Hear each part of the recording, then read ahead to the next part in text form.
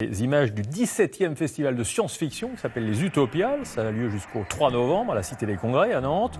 Au programme, des rencontres avec des auteurs, des cinéastes, des conférenciers, même des créateurs de jeux vidéo.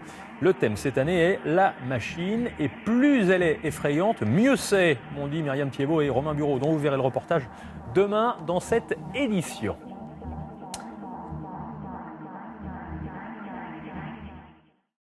Le festival des Utopiales à Nantes, l'un des plus grands rendez-vous français de science-fiction.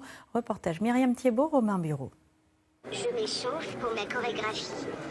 Qu'ils sont choux, ces robots qui ressemblent un peu aux humains.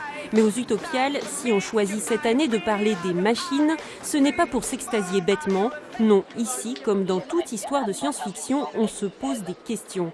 Où va-t-on avec tous ces machins dans notre vie ? Une vraie interrogation pour celui qui organise les Utopiales. Il sait de quoi il parle, c'est un scientifique. Ce qui est intéressant dans la science-fiction, c'est les questions qu'elle pose sur l'usage que les humains font des machines qu'ils produisent et finalement traite des questions plus humaines, plutôt que techniques, des questions humaines, des conséquences du progrès scientifique et technique. Je suis capable d'avoir une machine qui voyage dans l'espace, qu'est-ce que ça a comme conséquence ? Je suis capable d'avoir une machine qui est un utérus artificiel, qu'est-ce que ça a comme conséquence sur les humains ? Et aux Utopiales, il y a des trucs encore moins glamour que les questions d'utérus artificiel. Il y a la guerre universelle, Universal War, une bande dessinée apocalyptique en plusieurs tomes.